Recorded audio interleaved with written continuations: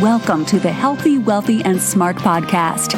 Each week, we interview the best and brightest in physical therapy, wellness, and entrepreneurship. We give you cutting-edge information you need to live your best life, healthy, wealthy, and smart. The information in this podcast is for entertainment purposes only and should not be used as personalized medical advice. And now, here's your host, Dr. Karen Litzy. Hey everybody, welcome back to the podcast. I'm your host, Karen Litzy, and in this episode, I sit down with Dr. Christian Barton, and we are speaking on behalf of the Third World Congress of Sports Physical Therapy, which will take place in October 4th and 5th in Vancouver, Canada. And Christian is going to be one of the speakers. And so what I've been doing is a series of Facebook Live interviews on the Sport Physiotherapy Canada Facebook page to help get people excited and to feature a good number of the speakers who will be at the Third World Congress of Sport Physical Therapy, and Christian is one of them. And so in this episode, we talk about the inspiration behind Trek education, and you'll have to tune in to find out what Trek is if you don't already know. Different mediums that facilitate knowledge translation from researchers to clinicians to patients. Common misconceptions around running and injury prevention, and the good and bad surrounding social media and knowledge translation. And this was live on the Facebook page. So if you want to see us, a video of us doing this, see us sort of in person, quote unquote, then you can go to the Sport Physiotherapy Canada Facebook page, which is which you can also get to by going to podcast.healthywealthysmart.com and clicking on this episode. But as a result, since it was live before, not a lot of editing or no editing here at all. So that way you can kind of still get the same vibe of that live feed and that live feel. So this was a great interview. I want to thank Christian for coming on, and I also want to thank all of the people behind the Third World Congress of Sports Physical Therapy for allowing me to do these interviews live on Facebook and then be able to spread them across the podcast. And again, if you want more information about the Third World Congress of Sports Physical Therapy, you can click on the link in this episode over at podcast.healthywealthysmart.com. But before we get started, Christian, what I would love for you to do is just to tell the viewers and the listeners a little bit more about you and how you got to where you are now. Yeah, sure. So I'm a physiotherapist by background, have been for nearly 15 years now, so it's getting on. I've always had an interest in research and clinical practice and continuing to try and juggle the two. And that probably started from the very beginning. I finished my undergrad course and tried to find a position to do some research assistant work on clinical trials and things like that. And quickly, my mentors talked me into doing a PhD and actually started that about a year and a half out. And so I did that quite early in my career. And probably since then, I've been probably a mix of half clinic and research. So along the way, probably as I've gone through more recently doing more and more research, because it gets harder to fit research in and do bigger picture things, which is something I've become really passionate about and we'll talk more about later. Mm-hmm. And so currently I work three main roles. One is my own clinic in Melbourne, which is a sports and an injury clinic. And I work 1 day a week there. And then I also work at Trobe University 3 days a week. And my main research focus area is around knowledge translation and implementation.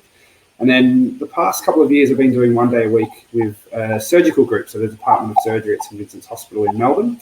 And their big project or area of research is around preventing inappropriate surgery. So that aligns very well with what I do of trying to optimise what we do as physiotherapists to prevent unnecessary or inappropriate surgery as we go along.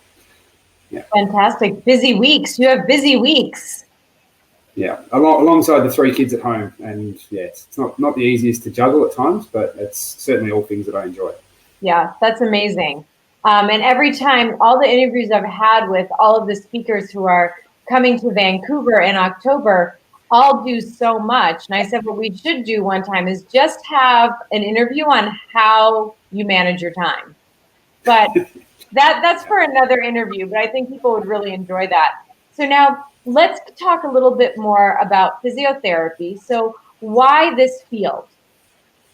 Yeah, I think as a kid I was always active, playing a lot of sports and had a few injuries myself, and I think I always valued the physio's guidance and input into getting back from some of those injuries.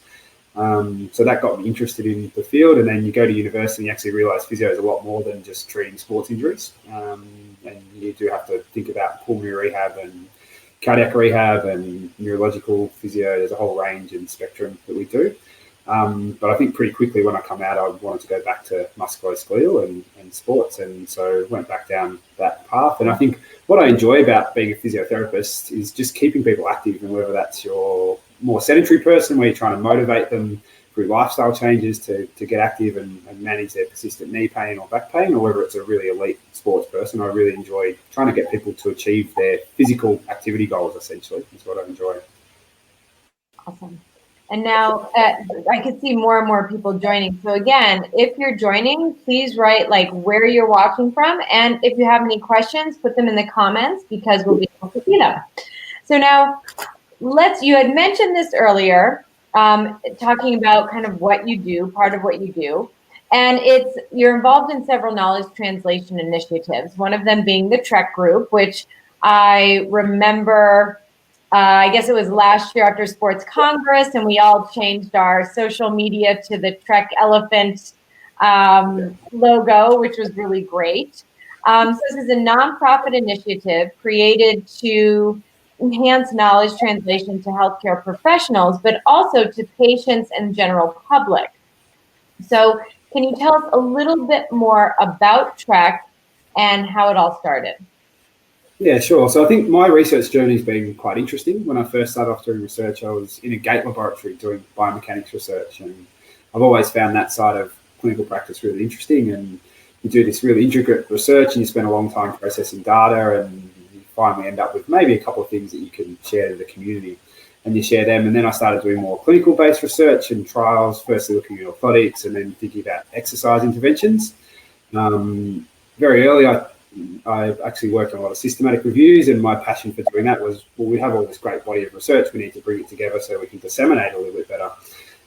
And then I actually did a project in London where it was actually looking at clinical reasoning of physiotherapists and how they integrate evidence into their practice. And what I discovered really quickly is not only were people not using evidence-based practice all that often, when I actually talked to them about patellofermoral pain, which I'd spent the best part of 7 or 8 years researching, they've never read any of my papers, never read any of my research. And so it sort of made me reflect a little bit and go, well, why am I doing all this research and it's not actually being translated into practice? And so I started to have a bit of a flip in what I did. And instead of spending time in the lab alongside doing clinical trials, I started to focus a bit more time on actually getting information out there.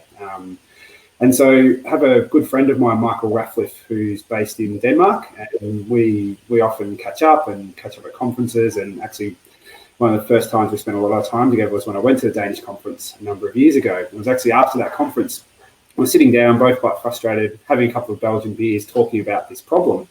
And the acronym TREK come up with just on a random occurrence sitting at his kitchen table. I still remember it. And I was like, how do we do this? We probably need to brand it. We probably need to get people behind a movement and something happening. So TREK stands for Translating Research, Evidence and Knowledge. So it fits really nicely with that. It actually has more meanings than that. And if you look at the English language for TREK, it means a long and arduous journey, which I think knowledge translation very much is when you try and actually make people change. And then it also fits with probably one of my favourite books I've ever read, which is called Switch, which is How to Make Change When Change is Hard. I highly recommend people read this book. It changed my life, and it's a really simple analogy. You have a rider sitting on an elephant and you need to get to a destination. So there's 3 main parts to that. The rider needs to know where to go. The elephant needs to be motivated, because it doesn't matter if the rider tells the elephant to go, it's not going to go anywhere. It's a big beast, right? It's big, it's hard to change. But you also need an appropriate pathway to get there. So if you picture yourself as an elephant rider on an elephant in the middle of a jungle and you want to get to the beach, there's no path to get to the beach. And it doesn't matter, you're not going to get there. So the concept of TREK is that we have clinicians, we have patients searching for health information who are all motivated to learn more and to do better. They don't really know where to find that information, and there's certainly no appropriate path to get there. So the idea of TREK is to try and improve that. So it sort of started as an idea about how we do this, and then with, I guess, talking and trying to work with lots of people, it's been set up as a not-for-profit, so it's not meant to be owned by anyone. No one's meant to profit from it. It's trying to bring everyone together and break down the silos of competition between universities, because universities don't like to talk to each other and help each other because they're in competition for the same grants. And that's a big barrier to knowledge translation. So it's been really important for me from the beginning that, yes, La Trobe here, where I work, supports it, but it's not meant to be owned by La Trobe. It's not meant to be owned by myself. It's meant to be everyone's thing. And it comes from a socialist, I guess, concept called connective action, where we actually, it's basically a medium in which we connect people with the same ideas. And then I did a communications degree and was focusing on journalism and multimedia and social media and learning a whole bunch of stuff around that. And I thought, well, this is a nice platform to use. So thinking about not just mainstream media, but also social media, where a lot of people turn, and then our favorite thing, Dr. Google, where most people turn for health information. And when you start looking at Dr. Google, it's a pretty broken system with a lot of misinformation. Yes. And so the concept, and my hope is that in time, this Trek movement or Trek concept can maybe be something, we can't take over Dr. Google, but we can certainly contribute to the information that people find on Dr. Google. And so it's getting people around the world to contribute information, but created in an engaging format that will actually get people to read it and use it. We know there's lots of barriers to reading research for clinicians, understanding the research they're reading, but also it's time. And if you can consume the same information sitting on the train, listening to a podcast, or looking at a brief video or infographic that maybe gives you the key information from some research, and you can trust that source, that it's not biased, it doesn't have an agenda, then that means you can be confident that you can bring that into clinical practice. And for a consumer or a patient that gets that information, they can maybe make health decisions based on that as well. So that was kind of the origins of the project. And it's sort of still growing and developing. A lot of people have helped along the way, and hopefully we'll get more as well. And what has been, so this sort of launched last year, right? Like officially launched. Yeah. So what metrics have you found from launching last year to where you are now? Yeah, so what I did is actually was lucky enough to get a small grant from the Australian Physio Association to build a platform to improve physiotherapists' knowledge of exercise prescription. And so we did a study last year where we basically built a website with that, which is exercise.trekeducation.org. And before we gave access to everybody, we made them do a test, which is about 20 minutes. And so I have this great data from around 1,600 physios, which I still need to sit down and write up. And we see big variation in knowledge of exercise prescription, and that we kind of expected. Our hope was that we could then test and evaluate whether this website helped to improve people's knowledge.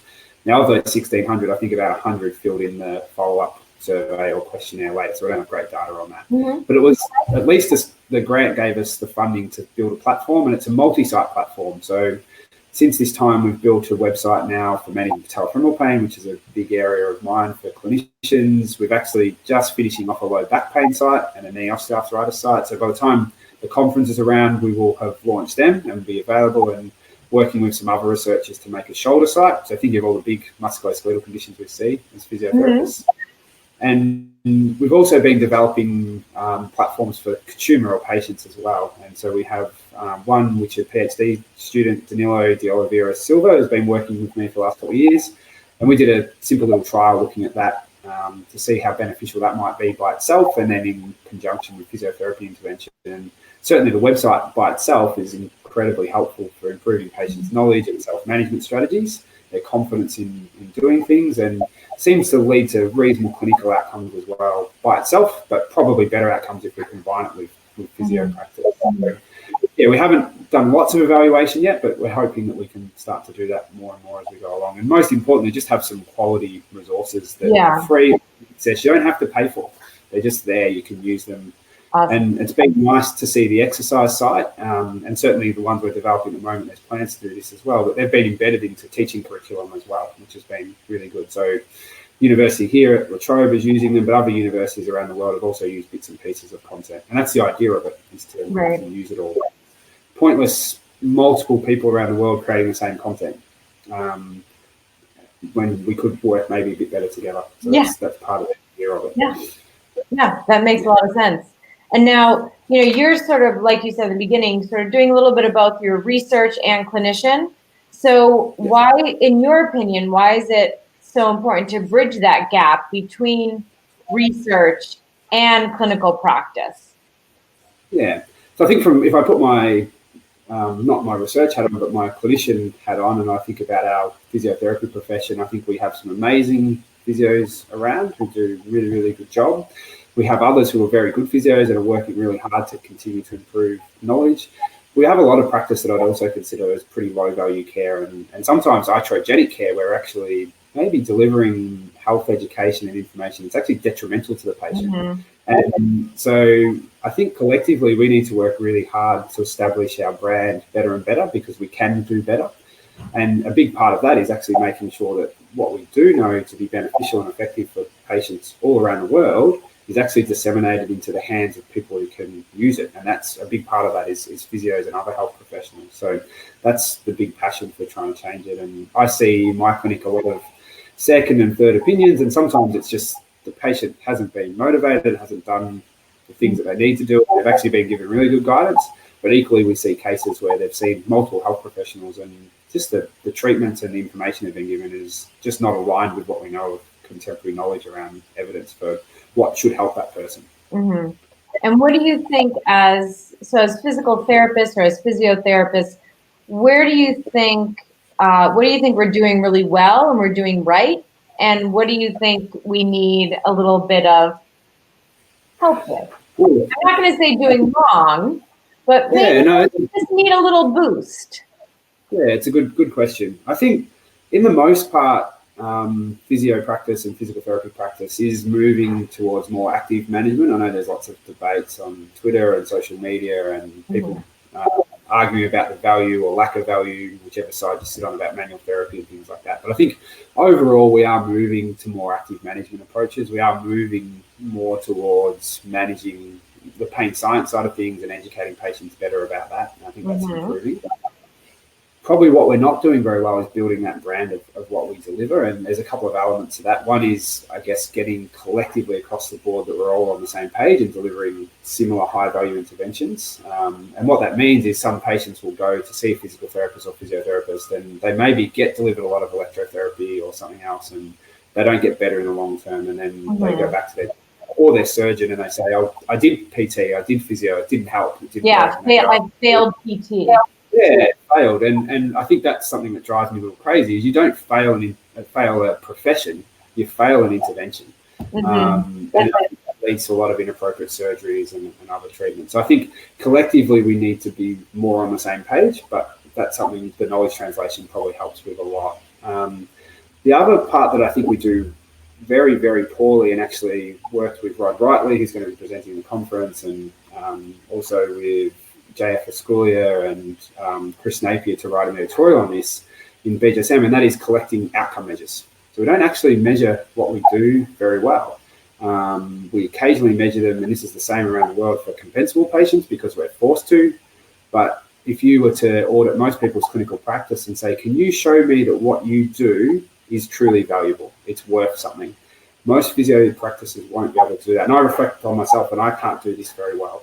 So we need to start to get better at measuring the value of what we do so we can take that information to funders and say, hey, we are actually worth something and what we do is worth something. And so I think that's a cultural thing and it's a systems thing. And I think it's something we collectively maybe need to work pretty hard to try and change. And certainly locally, I'm trying to work with the Australian Physio Association here in Australia to come up with some processes in which we might do that. And you mentioned about knowledge translation. One of the projects I've enjoyed the most here in Australia is a program called GLAD. I know you talked to Eva about that recently, and that'll be certainly discussed at the conference. And the biggest strengths of GLAD is it aligns with clinical practice guidelines, so it's education and exercise, so it does bring that standard up across the board. So for referrers, they will trust that when they send someone to the program, they will get exercise and education. And it also measures the outcomes related to that as well. So it can turn around, and we have some great data in Australia, which we're yet to publish, but it certainly shows from our data that not only does pain improve, which is something that may or may not be the most relevant, but also changes things like medication and also changes things like surgical intention. So people may believe they need surgery or going down the line of surgery, and we're seeing, certainly in Australia, that less people are desiring that. But we look at that in GLAD, and that's great here, but the rest of physio practice, we actually have nothing to kind of show to fund. It's something we need to work together on, I think. Yeah, and I know the APTA here in the United States does have an outcomes registry that they started, I think maybe a couple of years ago, maybe 2 years ago, to start to collect that data so that we can take it, at least here in the US, to insurance companies to show that what we do is valuable and that what we do should be reimbursed. Yeah, and do people contribute to that database? What's that? Do people contribute to it? Because do people actually give data? I don't know the answer to that question because it is voluntary. So I don't know the answer to that question at the moment. But I would assume some people do, but do the 300,000 physical therapists that work in the United States? No. But I'm hopefully it's something that will grow over maybe the next, I mean, it's slow, right? So it may take like a decade plus to kind of, possibly more than a decade. If we're being realistic, right? We have to do it as a profession, I think. Yeah, I agree. And like you said, like, if someone were to audit my books, so to speak, I don't know what. I mean, I can certainly show that. I don't know. That's something I need to get better at. So I'm calling myself out, I guess, and it's something that I certainly need to get better at myself. Okay, so let's talk about your experience as a researcher. Okay, so we'll move from kind of the clinical dissemination. Do you have any tips for, let's say, new and upcoming researchers, or even DPT or physical physiotherapy students who maybe want to go into the research track, to kind of help maximize their potential for reach and for knowledge dissemination? So you are the researcher, you're doing great work, and then what? It doesn't get to where it needs to go. So what tips would you give to people to help with that dissemination? Yeah, sure. So we put together a paper which is just recently published in BDSM, and I'm trying to remember the exact title, but it's time to, I think it's something along the lines of, it's time to replace publish or perish with get visible or vanished. Yeah. So we have this ethos in research that if you don't publish your work, then obviously there's no record of you doing it.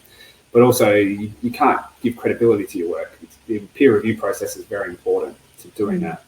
And when we go for job promotions and we go for scholarships, for example, to do